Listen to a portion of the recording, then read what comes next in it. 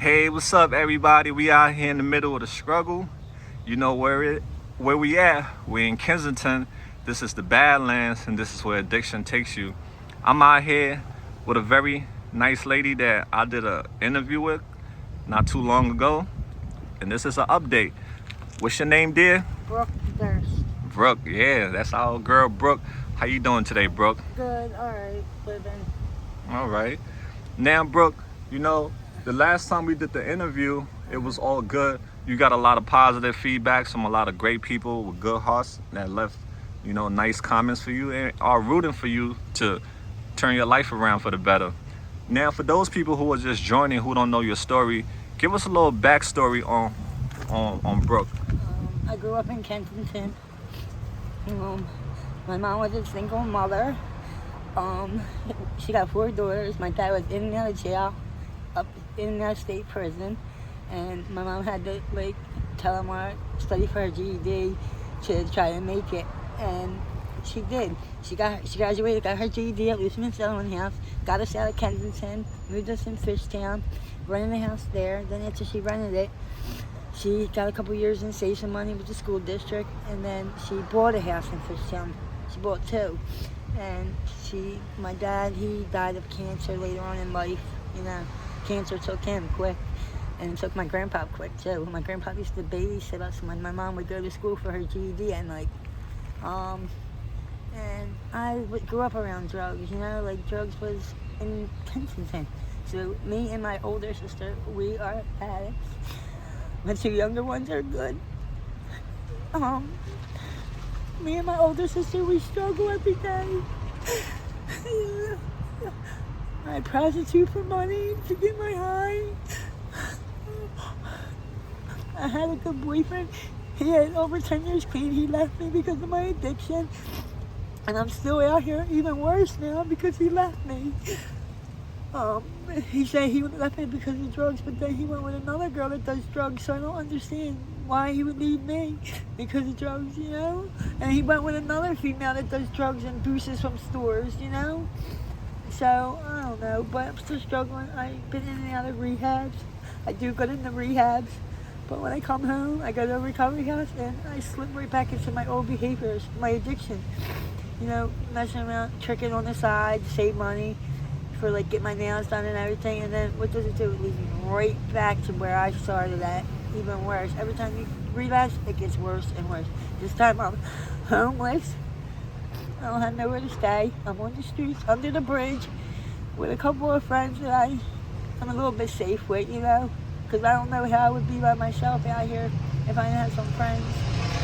Well, actually, we got a little room now somewhere, so I'm not always, out on the streets now. We got somewhere to sleep. Someone took us in 3 nights ago when it was really cold.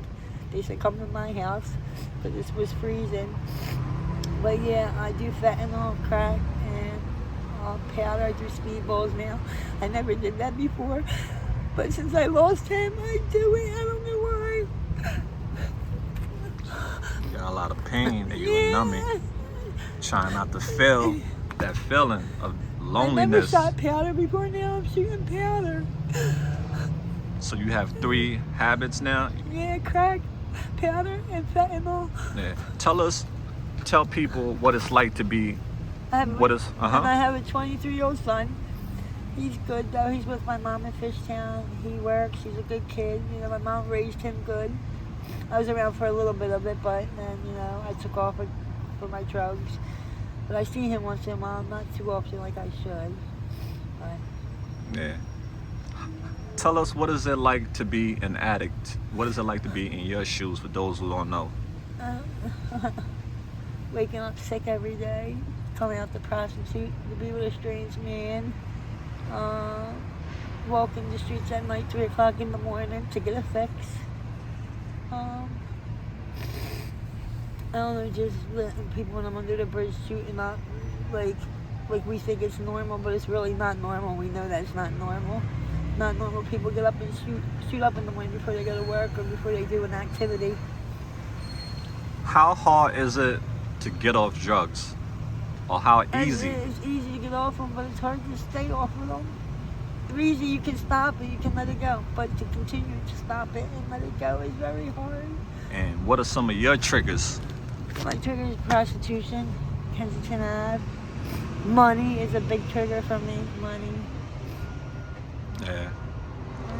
Tell us what your life was before this nightmare. What was it like? I was a kid. I wanted to always grow up to be a cop. I was in LD classes, learning disability classes. My mom always tried to help me, get me out the neighborhood, move me with my aunt up in the Northeast to try to save me, put me in Frankfurt High School. And then she put me up in Drexel Hill with my grandma to help me.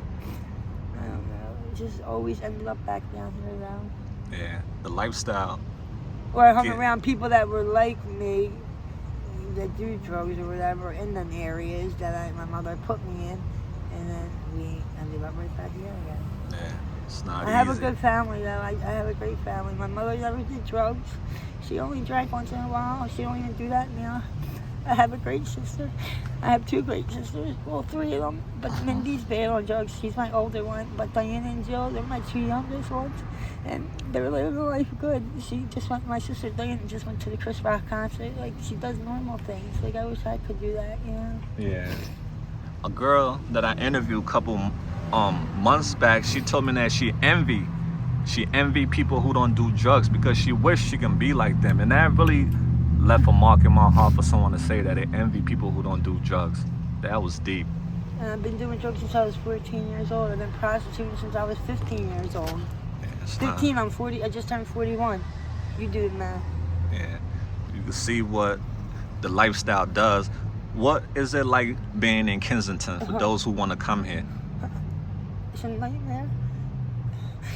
It's a living hell.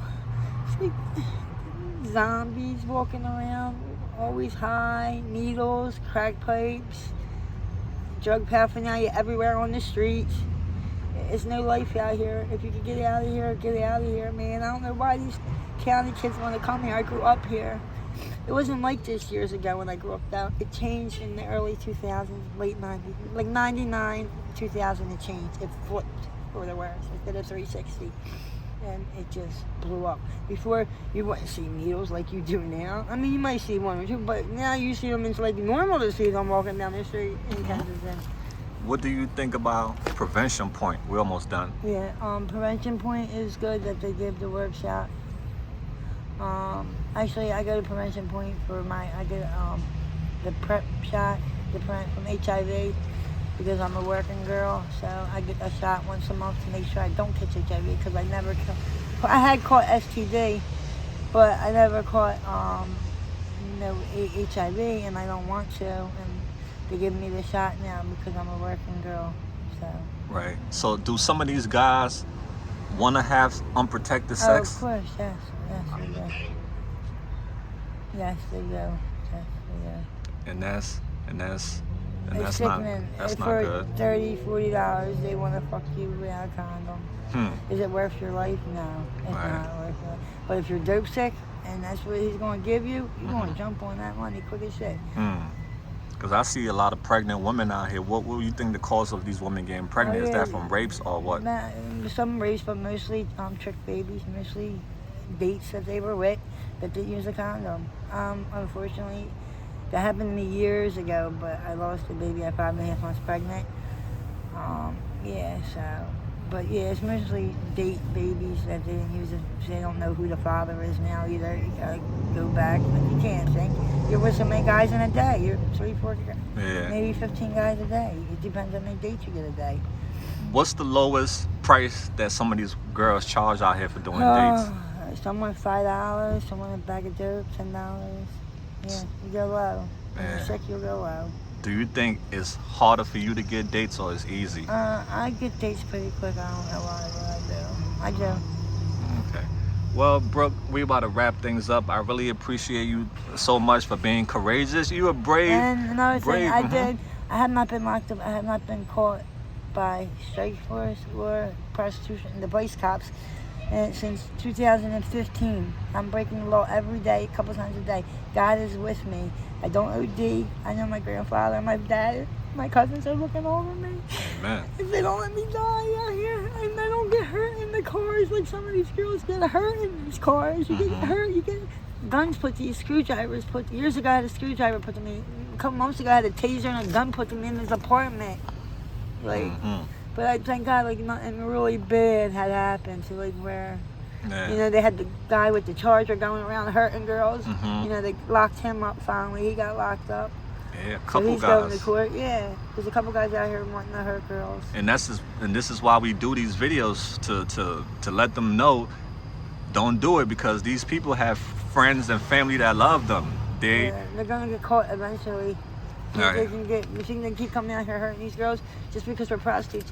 Doesn't mean we're not a human being. We're still a human being, and we still have a mother and a father and a sister or a brother. Absolutely, and that's a crime against humanity by doing that to women. Yeah. So Brooks, we're about to wrap things up. I really appreciate you always there. So what's a day? Well, what's your day look like today for you? What are you gonna get into? Going to Prevention Point to find out about my housing. I'm supposed to be going in the shelter so I can get my housing, because they're giving housing. Like, you get in the shelter, you get it in 3 to 4 months. They had a bed for me already at the shelter, but I didn't check in that day they had it, and it got to the next person. So now I'm next on the list again. You gotta wait, and then a couple months after that, I'll have my voucher for housing. So I'm gonna take care of that today. Probably take a shower at the Women's Center. This is where I got a shower at, and eat something at the Women's Center. Great. So a lady named Anna has sent some money for you, but I didn't see you, and I told her about it, and she told me to give it to somebody else. So what would you like to say to Anna, who had you in her heart? Thank you very much. I appreciate that. Thank you again. And what do you got to say to all your supporters who saw your video and are rooting for you? Keep rooting for me, because hopefully one day I will stop. Amen, Thank guys. You. That's beautiful. You hear that? That's cry of a person who wants out, but it's just hard for them to get out. It's so long. But Brooke, you know, stay courageous, stay strong, don't give up. You know, some days are diamonds and some days are stones, but you know, you got to go through those bad days for you to get the best days. It's not going to be easy, you know. Anything that's worth having is always going to be the toughest fight of your life, but when you get it, you appreciate it. So I pray that you know, get your breakthrough, and you'll be back to doing what you love doing and not living this nightmare. Okay, dear? Yes. So AML family, I want to tell you guys thank you so much for this update with our girl Brooke, and we're gonna stay connected with her. All right. So remember, guys, don't be bitter, be better. Until next time, we out there. Peace out. Cool, Brooke. You did your thing. See, it look like it's about to rain out here in Kensington. It's a beautiful day out here. Right. Where we at right now, Brooke? What is this area called? Frankfurt and Lehigh. Frankfurt and Lehigh? Okay. So we in Frankfurt and Lehigh, and you can see she just went and got some free stuff from the community fridge. So we appreciate people who drop those supplies off. That's love. So Brooke, you be safe out here, love. Thank you. You don't got cigarettes? No, I gotta get more. Sorry, don't worry about it. I'll get some. Yeah, so you be safe out here, okay, dear? Yeah, I'll see you.